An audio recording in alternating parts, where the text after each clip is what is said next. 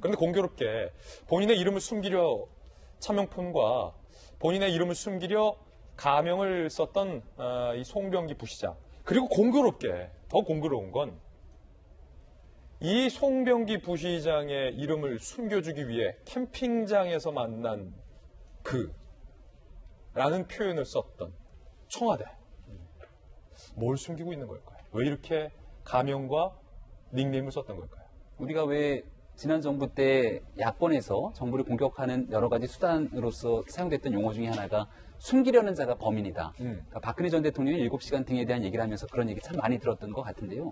지금 상황에서 많은 분들이 얘기했던 것처럼 굳이 차명폰이라는 것은 내가 떳떳하다면 차명폰을 써서 숨기려고 하는 이유가 없었다라고 저는 생각을 합니다. 위법, 불법적인 상황임을 충분히 인지하고서도 그 차명폰을 쓸 하등의 이유가 없기 때문에. 그런데 문제가 되는 건 이게 이제 2017년도에서 18년도로 넘어오는 때인데 청와대 관계자를 만났던 적도 있고 통화한 적도 있습니다. 그럼 그 만나거나 통화하는 과정에서 연락을 취해야 되는데 내가 내 이름으로 등록된 휴대폰을 사용했을 것인가 아니면 차명폰을 사용했을 것인가에 대한 내용들은 아주 곧 드러나게 될 거라는 거죠. 제일 중요한 건 저는 차명폰에 대한 얘기는 이제 술술술술 나올 겁니다. 내가 일반적인 핸드폰으로 통화하는 사람들이 있을 거고 차명폰으로 통화했던 사람들의 범위가 다를 거기 때문에 그 안에서 무슨 일이 있었는지 나올 건데요. 경찰의 조사 과정에서 이름을 바꿨다는 건 이거는 이해할 수가 없는 얘기입니다. 예. 특히 왜냐하면 경찰서에서 참고인 조사건 관련된 조사를 받아본 사람이라면 들어가자마자 신원조회부터 다 하고 시작하잖아요. 경찰 조사 받을 때는 무조건 신분증부터 들어가고 봐요. 나서 신분증 보고 이름, 직업, 나이 이거 지문 다 뜨고 제가 옛날에 도지구쇼에서 발언해갖고선 과거에 그 당시 민주당의 단체장이 고발을 했어요. 저뿐만 아니라 많은 사람들이 고발을 당해서 예.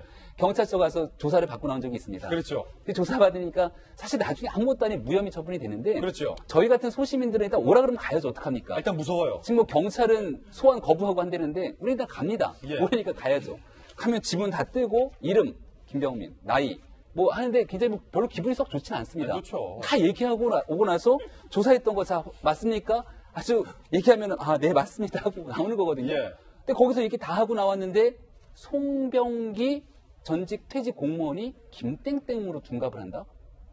있을 수 있는 일인가 저는 묻지 않을 수가 없는데 이거는 개인의 가명 여부가 아니라 경찰에서 이 부분을 조사하고 수사하는 과정 속에서 무언가 의도성이 있지 않았겠느냐고 지금 언론은 보고 있는 거거든요. 그렇기 때문에 지금 핵심적인 내용은 이렇습니다. 그 당시에 울산시로 전격적으로 압수수색이 들어가잖아요. 그럼 뭔가 정황 증거가 있을 것 같은데 퇴직 공무원의 진술이 결정적이었다는 얘기까지 나오고 있는 거예요. 근데 생각해보면 그 퇴직 공무원이 누구야?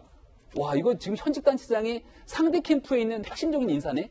라고 하면 말과 개연성이 맞지 않기 때문에 가명을 쓴 것이 아니냐는 추정이 가능한데 이런 부분들이 하나둘씩 아주 만약 의혹의 사실로 드러나게 된다면 이것은 정말 민주주의를 뿌리채 드러내서 흔들어낸 전례가 없는 사건일 수 있습니다. 여기에 대해서는 분명하게 하나둘씩 진실이 드러날 거라고 봅니다. 자, 자연스럽게 이제 청와대 얘기까지 나오고 있는데 저희들의 단독 취재에 따르면 검찰이 청와대에게 뭔가를 요구했습니다. 그런데 청와대가 계속 제출하지 않고 버티고 있습니다. 그게 뭘까요? 왜 버틸까요? 자, 이 건의 핵심은 과연 송병기 그리고 청와대의 해명이 다르고 있는데 누구 말이 맞느냐는 거거든요. 일단은 청와대에서는 제보 그대로를 그냥 문서화했을 뿐이다. 첩보를 생산한 게 아니다라고 해명을 했어요. 자, 청와대 말이 사실인지 아닌지를 보려면 청와대가 만들었다는 그 보고서, 이거 첩보를 청와대가 직접 생산한 건지 아닌지 그 보고서만 보면 돼요. 그러면 김기현 의혹을 처음에 제보했던 송병기 부시장이 단순히 통화로 했던 내용과 청와대가 만든 보고서 내용만 대조해보면 이거 첩보를 보태서 생산한 건지 단순히 타이핑만 한 건지 바로 드러난다는 거죠. 그래서 검찰이 내라고 했어요. 그런데 청와대는 안 낸다고 하고 있습니다. 그 이유가 황당한데 제보자인 송병기의 동의가 있어야 가능하다 라면서 검찰에게 제출 안 하고 있다는 거예요.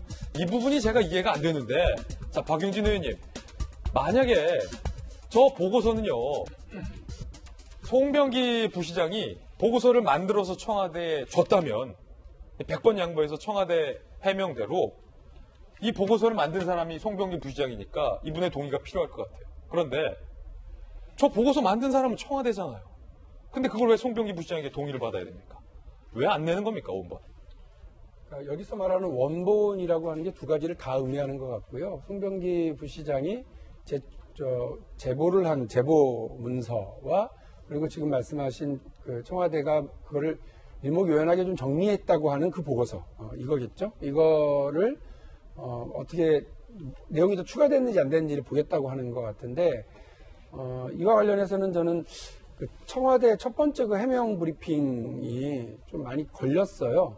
그날 하루 종일 인구에 회자됐던 얘기가 이제 캠핑장이에요. 예. 캠핑장에서 우연히 만난 사람에게 얘기를 듣고 이거 저 거의 수준이 술자리에서 옆자리에서 듣고 이렇게 수준이었었는데 바로 언론 보도로 이게 송병기라는 사람이고 이 울산 경제부 시장이고 송철호 시장의 측근이다 이렇게 되니까 어라? 이러면서 좀 청와대 봐라. 그 불필요한 의혹도 많이 증폭됐다 저는 예. 그렇게 생각을 합니다. 그래서 청와대가 이런 문제와 관련해서 뭐 단건 이렇게 급하게 대응하려고 그러지 마시고 의혹이 어떤 부분인지 그리고 수사기관이라든지 언론에서 요구하고 요청하는 것들이 무엇인지를 좀 면밀하게 다 파악을 한 다음에 이거는 속도가 중요한 게 아니에요. 정확하게 사실을 정확하게 전달하는 게 중요하지. 지금 야당과 일부 언론은 청와대가 공작 정치를 했고 선거 개입을 했다라고 하는 대단히 중대한 범죄 사실에 의혹을 두고서 지금 이 일을 이야기하고 있거든요. 근데 여기에 대해서 아니야 우리는 그냥 진실해라는 그냥 단순한 언급만으로는 되지 않으니까 상황을 정확하게 잘 파악하고 빠른 대응보다는 면밀한 대응 이게 되게 중요할 거라고 저는 생각을 합니다. 그래서 청와대에서는 이 관련자들에 대한 여러 가지 좀 확인들을 잘 해보시고 그리고 나서 하나하나 차근차근하게 좀 이 부분을 해야 됩니다. 예. 자칫 잘못하게 해명하게 되면 지난번 첫 번째 브리핑이 있고 나서 오히려 일이 국민들 의혹이 더 커져버린 것처럼 잘못 대응하게 되면 일이 좀 고약하게 더 갈 것이 아닌가라고 하는 걱정이 있거든요. 아까 뭐 잠깐 또 이제 이 제보를 했다는 울산 경제부 시장, 송병기 부시장 같은 경우도 뭐 가명을 썼고 그다음에 본인은 원래 본인이 제보한 게 아니라 청와대에서 물어서 자기가 대답을 했다라고 또 언론에다가 예. 또 그렇게 얘기를 했어요. 그러니까 서로 안 맞는 부분들이 지금 많으니까 이런 부분들이 의혹이 의혹을 낳는 방식으로 가지 않도록 하기 위해서 청와대에서는 다시 말씀드립니다. 빨리 대응해야지. 이렇게 하지 마시고 면밀하게 확인하고 차분하게 대응하시는 게 되게 중요할 것 같다는 저는 생각입니다. 저 부분에 박영준 의원님 말씀하신 부분에 사실은 되게 중요한 게 들어있는 것 같아요. 청와대가 바보도 아니고요. 일반인들이 전략적이지도 않고 아무런 전문적이지도 않은 사람들이 모여있는 것도 아니고 아무 생각이 없어서 저렇게 즉각 대응하겠다라는 생각으로 즉각 대응을 했을까요? 저는 그렇게 보는 게 아니라 말씀하신 대로 이 사건 자체가 해석하기에 따라서는 청와대가 포함된 공작 정치일 수도 있다는 의혹까지 가고 있다면 처음에 어떤 사건이 터져 나왔을 때 이거 뭐야? 조사 한번 해보자. 이게 상식이지 바로 대응했다라는 것 자체는 어쩌면 이런 합리적인 의혹을 살 수 있어요. 청와대도 다 알고 있었구나. 알고 있지 않았다라면 이런 어마어마한 사건이 딱 들어왔을 때 이거 뭐야 잘못하면 청와대 엉킬 수 있으니까 다 조사해보자. 잠깐만요. 우리 좀 제대로 조사해보고 발표하겠습니다. 해야 되는데 즉각 발표했다라는 것 자체가 생각 없어서가 아니라 어쩌면 청와대가 이미 알고 있었구나. 여기에 대해서 오히려 해명을 하고 있구나. 왜 청와대가 백원호 해명을 하고 있지? 과거에는 왜 청와대가 조국 해명을 하고 있지? 이런 합리적인 의혹이 있었거든요. 저는 청와대가 바보라서 즉각 대응을 하고 있다. 순수해서 즉각 대응을 하고 있다는 생각이 들지 않아요. 어느 정도 청와대는 알고 있었다라는 건 이미 충분히 드러났고 지금부터라 좀 자중하고 잘잘못을 가리려는 노력을 해야지 덮으려고 쓱 지나가려고 이런 노력으로 비춰지는 것 자체를 조금 중단해야 될 시기인 것 같습니다. 너무 지금 이상한 게 많은데 너무 이상하게 덮고 가잖아요. 밝히지가 않고. 아니 근데 뭐 말씀은 무슨 말씀인지 알겠는데 지금 이제 원래 그 청와대에서 그런 거 대응하던 분이 옆에 계셔서 제가 말은 짧게 하겠습니다. 이게 보도가 되기 시작한 지 그래도 좀 며칠이 지난 거예요. 그에 대한 청와대 입장이 나온 거죠. 그러니까 청와대에서 제가 말씀드리는 청와대에 약간 섣불렀던 거 아니냐라고 하는 건 더 깊이 확인하고 여러 당사자들이 있거든요. 청와대 내부자들만 지금 확인한 거거든요. 예. 그러면 안 되죠. 그러니까 물론 청와대가 수사기관이 아니라 조사권은 없습니다만 그래도 공직자 라인들이 있으니까 사실관계를 파악하고 경찰 측에도 확인하고 울산시청에도 확인하고 이렇게 했었어야 되는데 그것이 아니라 그날 오후에 관련자가 누군지를 언론사가 보도를 할 텐데 그것과는 다른 내용을 청와대가 그 전에 오케이, 알겠습니다. 발표를 한 예. 거는 섣불렀던 거 아니냐. 예. 어쨌든 전체적으로 장악하고 가야 된다 이런 말씀. 두 분의 공통점인 것은 청와대가 지금 이 국면에 장악하지 못하고 제대로 대응 못하고 있다는 거예요.